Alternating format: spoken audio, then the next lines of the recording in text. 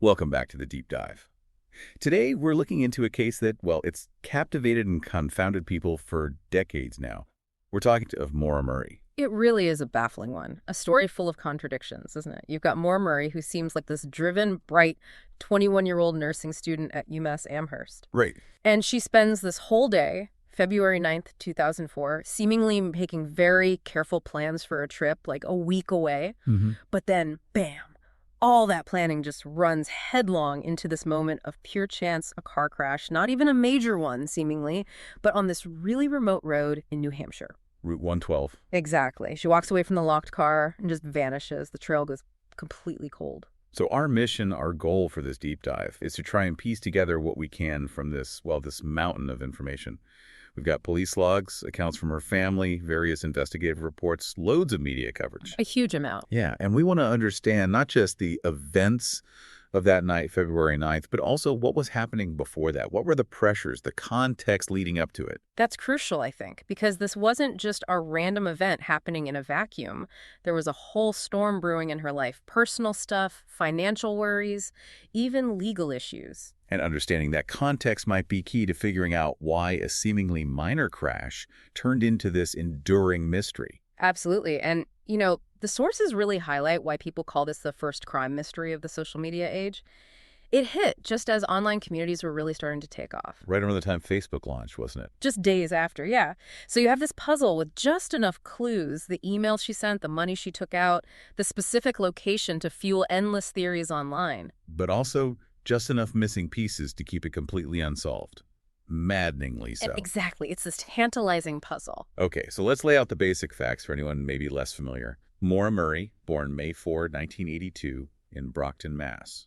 She was a junior, studying nursing at UMass Amherst. Disappeared February 9th, 2004, near Woodsville, which is in Haverhill, New Hampshire, right off Route 112. And today, over 21 years later, she's still officially listed as a missing person. And her background, it's worth noting, she wasn't someone who just drifted, She actually started out at West Point. The U.S. Military Academy. Wow. Yeah, studying chemical engineering for 3 semesters, highly disciplined environment. Then she transferred to UMass for nursing. That's quite a shift from military engineering to nursing. It is. It suggests someone, driven, capable, but maybe searching a bit. Yeah. Moving from that very rigid structure to a caring profession.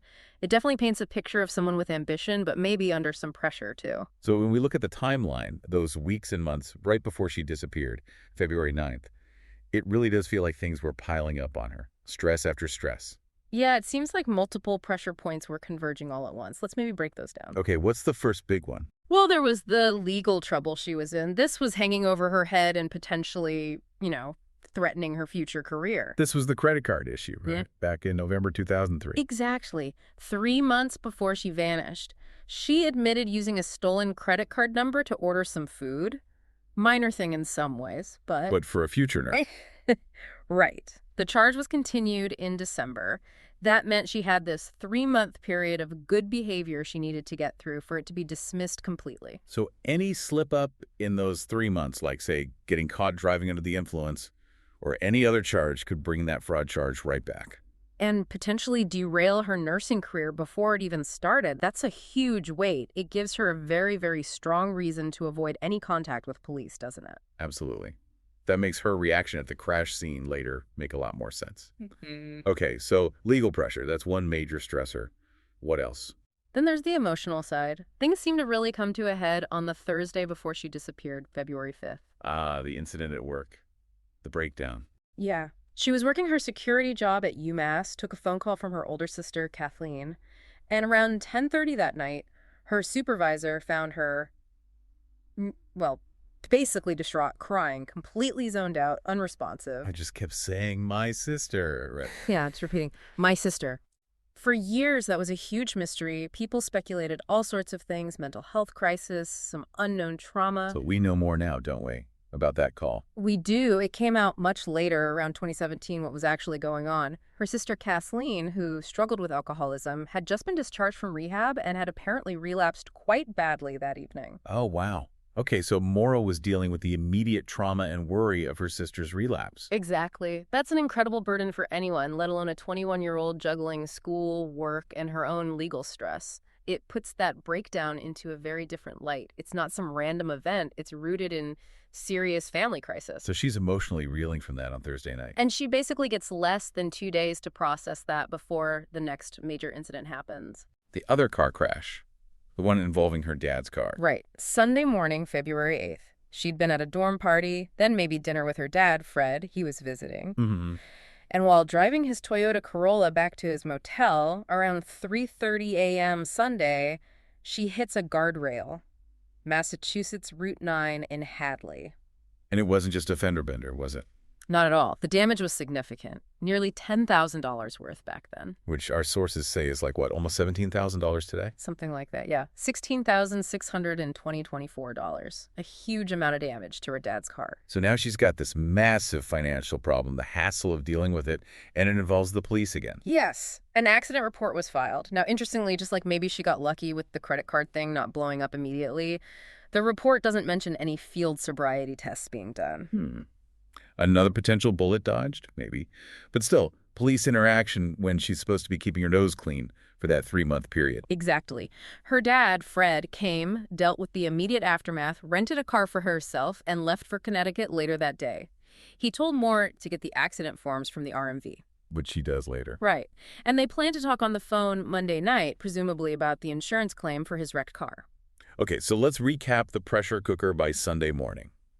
She's got the looming legal threat, the fresh trauma of her sister's relapse, and now a nearly $17,000 car accident involving her dad's car that she needs to sort out. It's a perfect storm of stress. And there's one more little mystery from that Sunday morning, isn't there?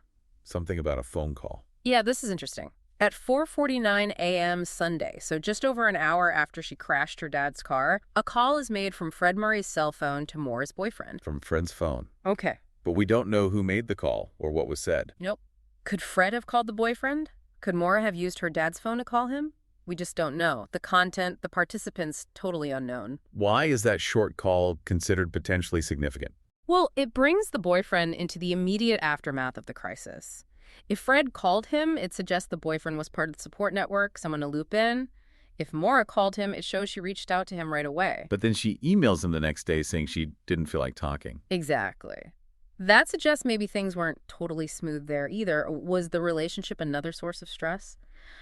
That call, followed by the email, certainly hints that it might have been a fourth layer to everything else piling up on her. Okay, so all that pressure, legal, family, financial, maybe relationship stress too, it all sets the scene for Monday, February 9th.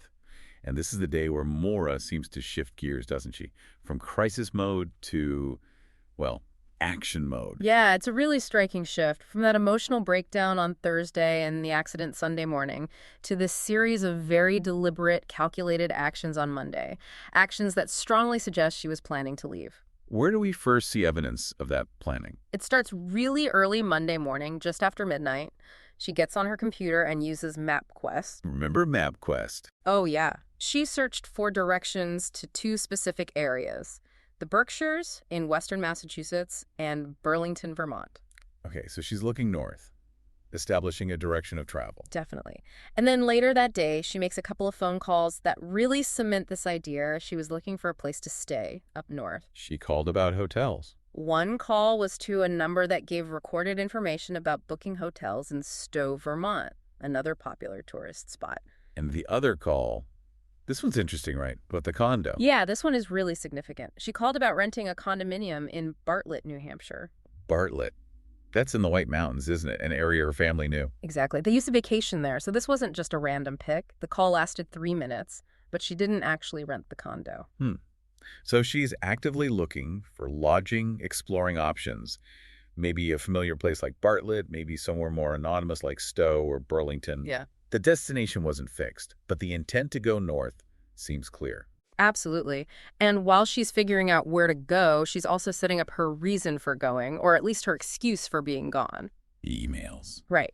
First, around 1:00 p.m., she emails her boyfriend. It's sort of reassuring. Said she got his messages, hadn't felt like talking, but would call him later. Kind of keeps things normal on that front while also creating distance. But the crucial email, the one that really looks like planning, was to her work supervisor at the nursing school. Yeah, at 1:24 p.m. She emails her clinical supervisor and says she's taking a week off and going out of town because there's been a death in the family. Which was completely untrue. Completely fabricated. Her family confirmed later there was no death.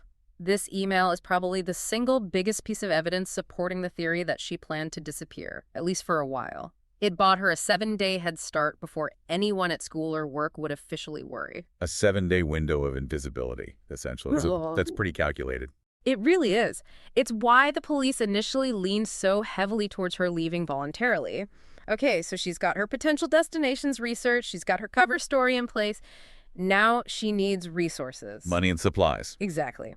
She leaves the UMass campus around 3:30 p.m. on Monday, and it's worth noting there was a snowstorm that day, classes were canceled, so the campus was probably quieter than usual, making her departure less conspicuous. Where did she go first? First stop, an ATM. At 3:40 p.m., security cameras catch her alone withdrawing $280. $280? Was that basically all the money she had access to in her account? It seems likely it was most of it, yeah.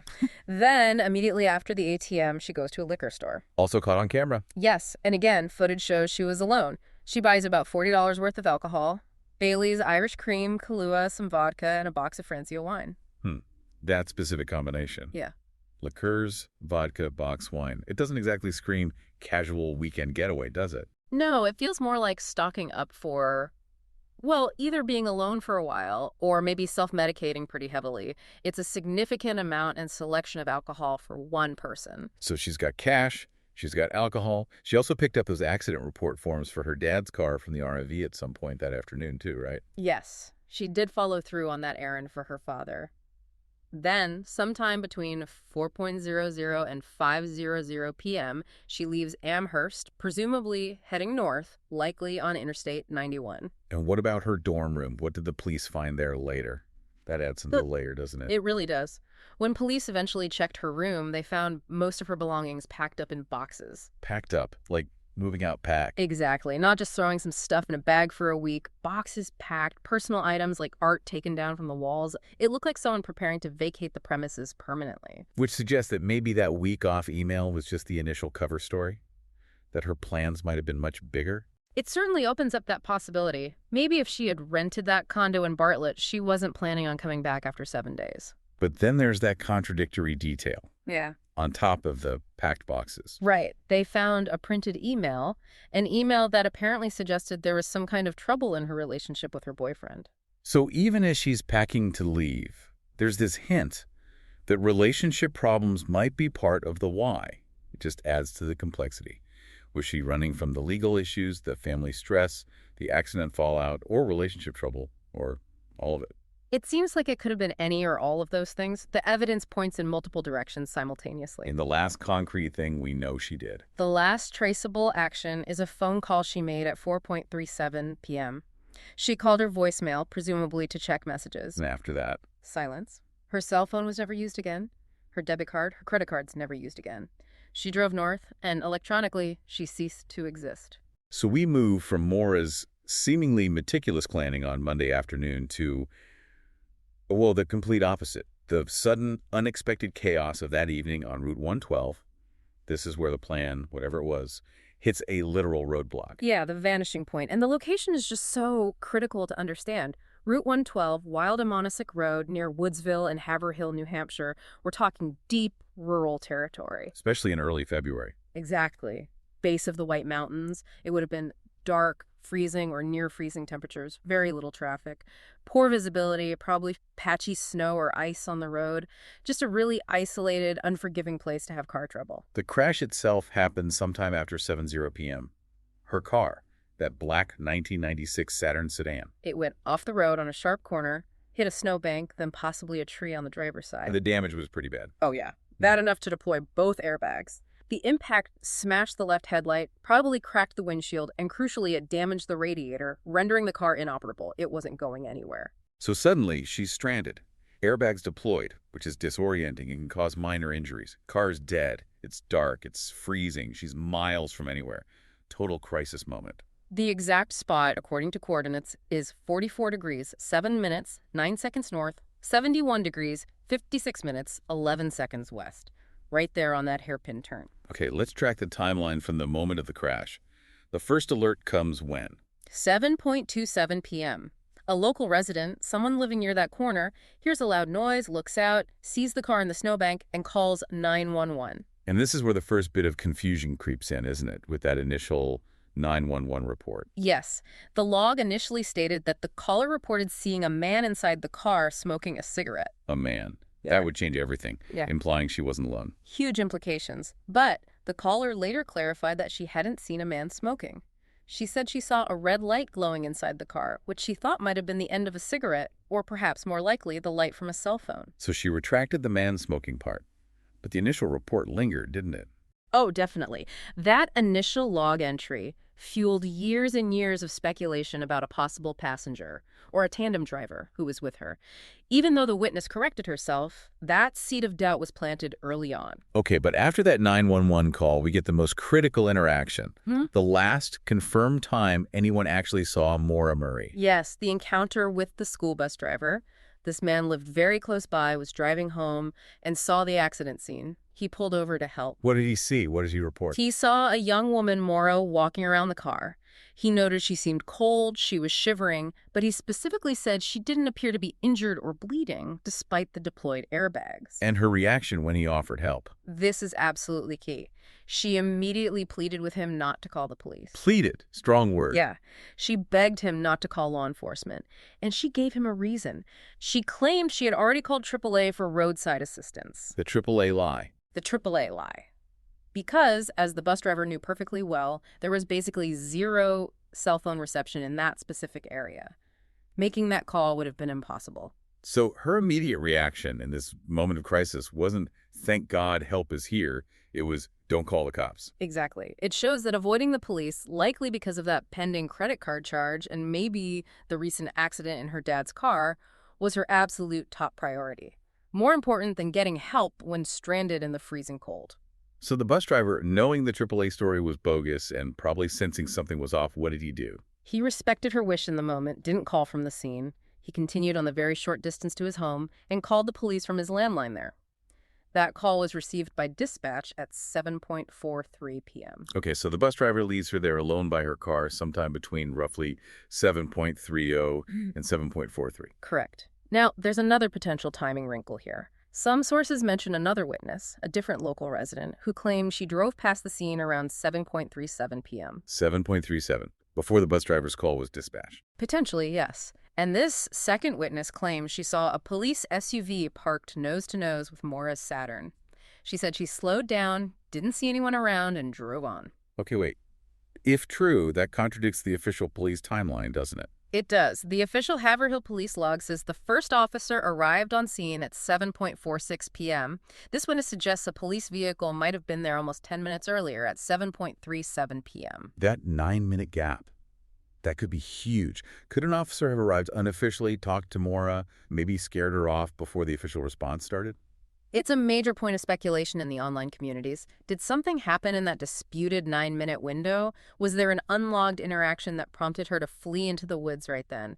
We just don't know for sure if that 7:37 sighting is accurate or mistaken. So, sticking to the official record, the first Haverhill police officer arrives when? 7:46 p.m., he gets to the crash site. And finds. Finds the black Saturn, damaged, airbags deployed. Now empty. The car was locked.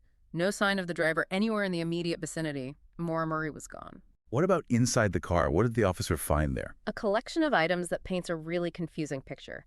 There were reddish stains, possibly from spilled red wine consistent with the box of wine she bought. Suggesting she might have started drinking it? Possibly. An empty beer bottle was also found, along with the damaged Franzia box. What else? What did she leave behind? Quite a lot, actually. Her AAA card was there. The blank accident report forms she'd picked up earlier. Gloves, makeup, a bunch of CDs, even some diamond jewelry, and her favorite stuffed animal. So valuable personal items, things you'd probably want if you were stranded or running away, were left in the locked car. Yeah, but what was missing is just as important. Her debit card, her credit cards, her cell phone, all gone. And apparently some of the alcohol she'd purchased was also missing from the car. So she took the money, the untraceable communication device, her phone, even if it didn't work there, and some of the booze. She took the means for financial independence and maybe self-soothing, but left identity markers and comfort items. It's a very strange selection, and then it's probably the weirdest piece of physical evidence at the scene. The rag in the tailpipe. The rag in the muffler pipe, yeah. Police found a piece of cloth, likely from Maura's own roadside emergency kit, stuffed into the exhaust pipe of the Saturn. What on earth could that mean? It's so bizarre. It's generated endless debate. The main theories you see in the sources are, 1, maybe it was a clumsy attempt by Maura herself to plug something or stop a noise. Seems unlikely given the car was probably dead anyway. Okay, theory 2. Theory 2, maybe she was trying to make the car harder to start or make it run rough if it did restart, perhaps to buy time if she was hiding nearby. Still seems a bit far-fetched. And the third theory, the one the abduction theorists often point to. Theory 3 is that someone else put it there, either to further disable the car or maybe as some kind of bizarre signal or calling card. It just doesn't fit neatly into the she panicked and ran narrative. It feels intentional somehow. But by whom and why? It's just another one of those details that keeps this case from being simple. We also know she had a book in the car, right? Not Without Peril. Yes, a book specifically about the dangers of hiking and climbing in the White Mountains, full of accounts of accidents and people getting lost or dying up there. So she wasn't naive about how dangerous that environment was, especially in winter, which makes the idea of her just wandering off into the woods seem even less likely, doesn't it? It does. She knew the risks of that terrain. Walking away from the road, away from potential help, into that wilderness, it would have been incredibly perilous. Okay, so we have the crash, the weird evidence, the locked car, the missing driver. How long did it take for authorities to officially classify her as missing? That's another point of contention. The last confirmed sighting was by the bus driver around 7:30 or 7:40 p.m. Monday night. But she wasn't officially referred to as missing until noon the next day, Tuesday. Nearly 24 hours later. Yeah. Almost a full day passed before the official missing person protocol seemed to kick in fully. That delay must have been agonizing for the family and potentially lost crucial time for any search effort. Absolutely. It suggests that law enforcement's initial working theory was strong, that she had likely orchestrated this, left voluntarily, and wasn't necessarily in immediate danger requiring an urgent, large-scale search. Is there any other potential sighting from that night? There is one more reported sighting, but it comes with some big caveats. A local contractor driving home later that evening, sometime between 8:00 p.m. and 9:30 p.m. So maybe an hour or two after the crash. Right. He reported seeing a young person walking quickly, eastbound, along Route 112. This was about 4 to 5 miles east of the crash site. Eastbound, Yeah. heading deeper into the mountains towards the Kankamigas Highway area. Potentially, yes. The description was pretty vague, though, wearing jeans, a dark coat, and a light-colored hood. Could have been Maura, could have been anyone. What are the problems with this sighting? The biggest issue is the delay in reporting. He didn't report it right away. It was only about 3 months later, when he was going through his work logs for some reason, that he supposedly pinpointed the date and realized the person he saw might have been Maura. 3 months later. That's a long time for memory to be reliable. Exactly. So while it's tantalizing it put someone walking east on that road that night, the credibility is shaky due to the time lag. It's another frustrating dead end, in a way.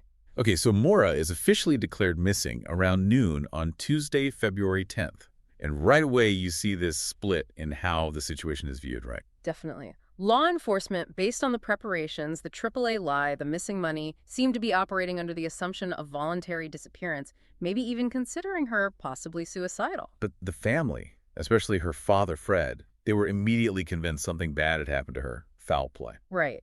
And this fundamental difference in perspective really shaped how the initial search and investigation unfolded. When did the physical search actually begin? Formal search efforts started on Wednesday, February 11th. New Hampshire Fish and Game got involved, bringing in search teams and dogs. And the dogs did pick up something, didn't they, near the car? They did. One of the tracking dogs picked up Maura's scent from a glove found near the Saturn. The dog followed that scent for about 100 yards east along Route 112. East, okay. Same direction as that questionable contractor sighting later on. Correct. But then, after about 100 yards, the dog lost the scent completely. Just stopped dead. What does that usually suggest in a tracking situation?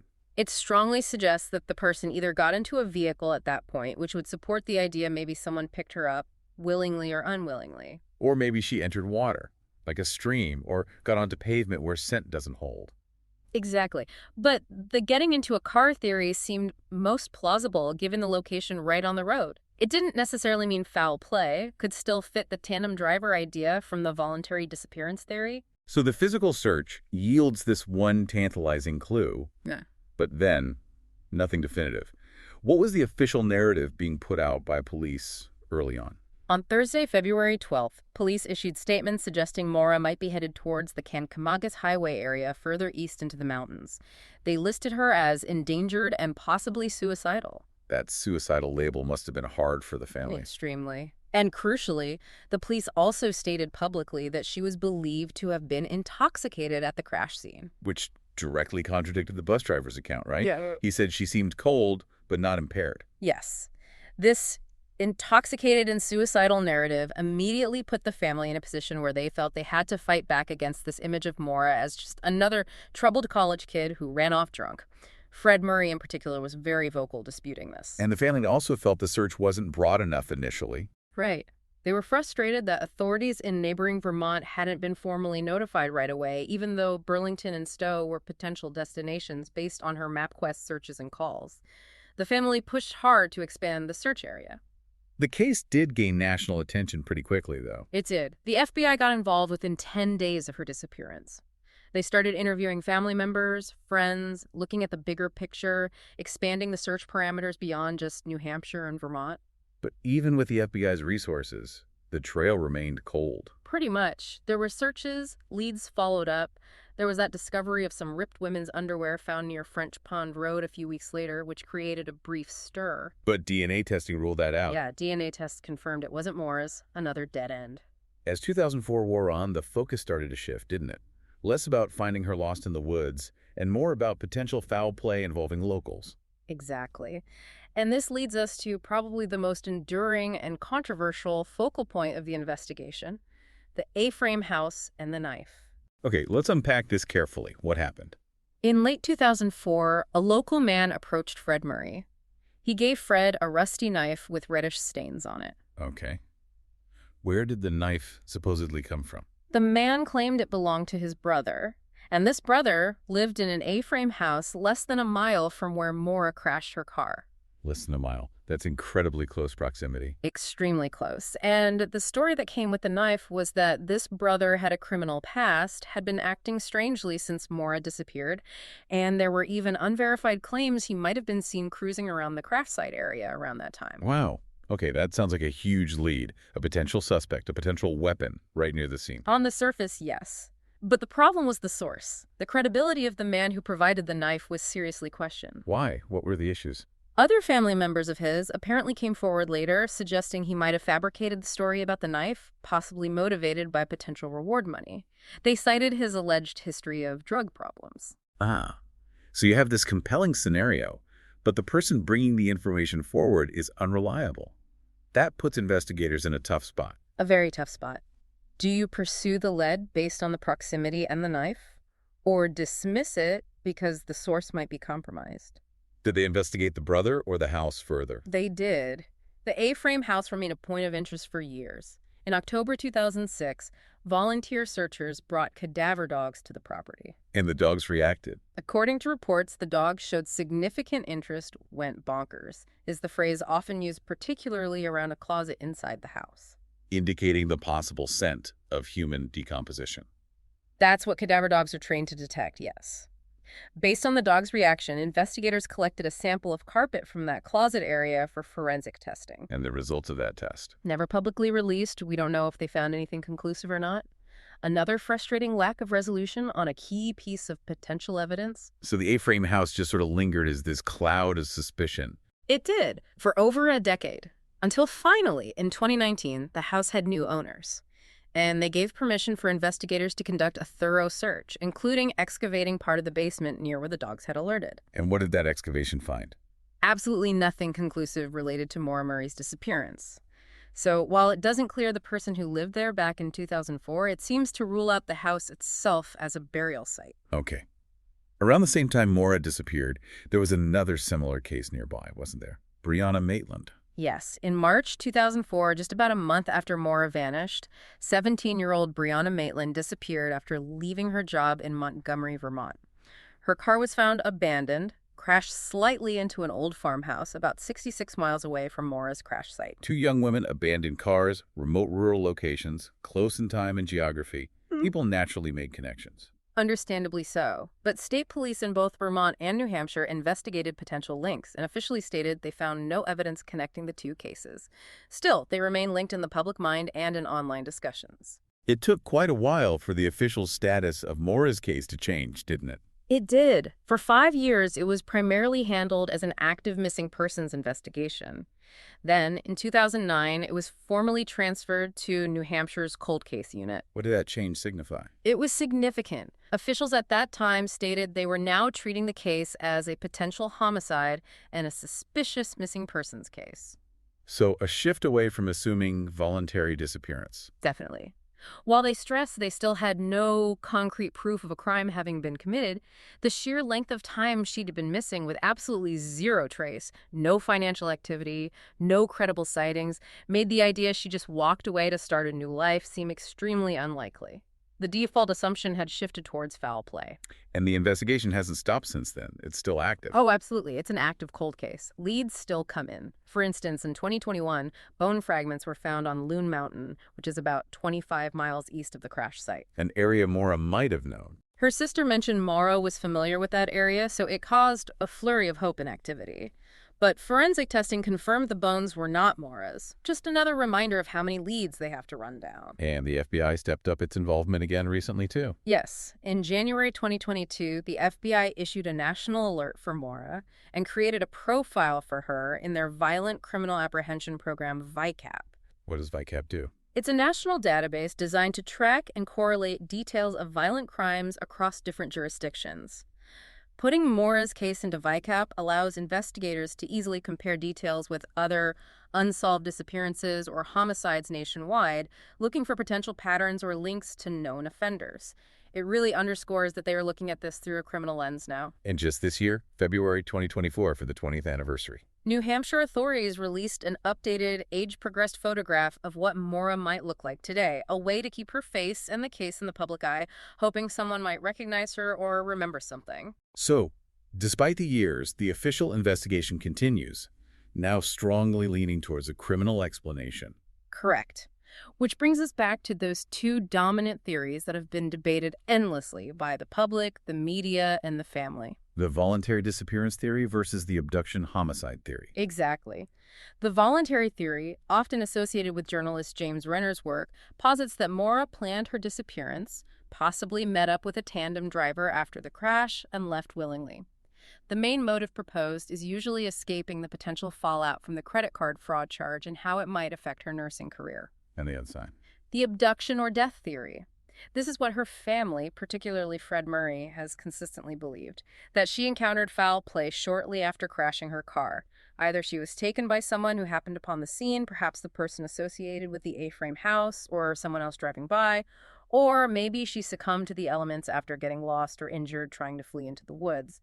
But the core belief is she did not leave alive and willingly. And the frustration of this case is that the evidence seems to support both theories in different ways, doesn't it? Precisely. Her actions before the crash, the packing, the lies, the cash, the research, they all scream planned departure. But her situation after the crash, stranded, freezing, car disabled, her plea not to call police, but obvious need for help that screams vulnerable victim of circumstance. She meticulously planned a controlled escape, but ended up in a completely uncontrolled, high-risk crisis. That fundamental conflict is why this case remains so stubbornly unsolved. Let's talk about the wider impact of this case. You mentioned earlier, Maura disappeared in February 2004. Facebook launched. Wow. When was it? Literally days before Maura went missing, February 4th, 2004, I believe. Wow. That timing is incredible. It really does place her disappearance right at the dawn of the social media age. It's why it's often called the first major crime mystery of that age. Before Maura Murray, missing persons cases relied on traditional media newspapers, TV news, flyers. Suddenly, with Maura's case, you had the rise of internet forums, message boards, dedicated websites where armchair detectives could gather, share information, and speculate endlessly. Places like websleuths.com had active threads on Maura as early as 2005, right? Oh yeah, very early on, it became one of the foundational cases for the online true crime community. Why this case, do you think? Why did it become such an obsession online compared to maybe other missing persons cases from that era? Well, as the journalist Bill Jensen put it offers the perfect obsession. It's this intricate puzzle box. You have a relatable victim, a young, promising student. You have a contained, mysterious crime scene, the crashed car, the locked doors, the weird clues like the rag. And just enough concrete details. Exactly. Just enough facts. The MapQuest searches, the death in the family email, the alcohol purchase, the dog tracking 100 yards to make people feel like if they just look hard enough, if they just connect the dots in the right way, they could be the one to solve it. Jensen called it a puzzle of clues that offers a tantalizing illusion of being solvable. That's the key word. Illusion. It feels perpetually on the cusp of being solved, which keeps people engaged, analyzing every detail, every inconsistency, sometimes for years, even decades. It fosters this almost, obsessive level of scrutiny. What are the pros and cons of that kind of intense, crowdsourced investigation? Well, the biggest pro is awareness. This case has stayed in the public consciousness largely because of the online communities and the media they fuel. It keeps pressure on law enforcement, and occasionally it might even generate a genuine new lead. But the downside? The downside is huge. Massive amounts of misinformation get spread. Wild theories take root and become hard to dislodge. Sometimes online sleuths can interfere with the official investigation, or worse, harass people they suspect, often based on very flimsy evidence. And for the family, it must be incredibly painful to see their loved one's life and tragedy picked apart and sensationalized constantly. Yeah, the line between helping and harming can get really blurry. Very blurry. And the media plays a huge role, too. Shows like 2020, Disappeared, that Oxygen Network documentary series, The Disappearance of Maura Murray, they keep bringing this story back to a mainstream audience, reinforcing its status as this iconic American mystery. And now, even the family is using those modern tools.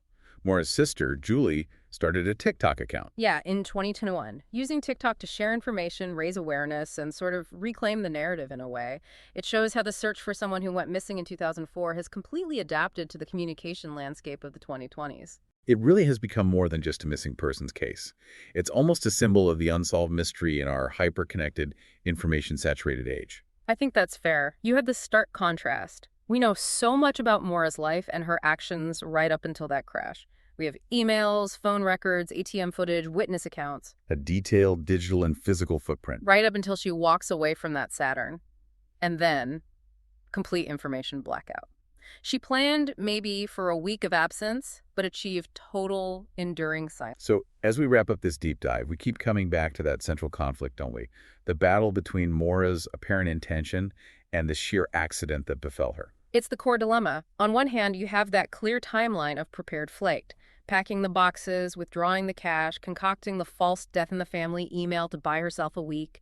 Even lying to the bus driver about AAA fits that pattern of deliberate evasion. Everything pointing towards a plan to disappear, to escape whatever pressures were closing in. But then, completely countering that, you have the timeline of pure accident, the unexpected, severe crash, the airbags going off, the car being totally disabled, being stranded, alone on a freezing remote road in the dead of night. That scenario screams emergency. It demands seeking help, not running away. Why would someone who spent all day setting up a careful, controlled escape, then, in a moment of crisis, abandon her car, leave valuables and essentials behind, refuse help from the only person who offered it, and walk off into the dangerous New Hampshire woods in winter? Her final known actions were defined by secrecy and avoiding authority, whether that authority was the police she feared or just a concerned local trying to help. So we want to leave you, the listener, with a final thought to wrestle with. It really gets to the heart of the Maura Murray enigma. We have this incredibly detailed picture of her intention to disappear, built up over the course of that Monday. But the reality of her disappearance seems to have been triggered and shaped by that single chaotic moment, the crash. So the question is, how much of her vanishing was the result of the plan she so carefully constructed? And how much was simply a panicked, maybe irrational reaction to the accident that threw that plan completely off the rails at 7:27 p.m. on Route 112? Think about it. How often do we make detailed plans for our lives? mapping out steps, preparing for contingencies, only to have everything instantly derailed by one unpredictable event, one moment of chaos. That intersection of intent and accident might be the real enduring mystery behind Maura Murray.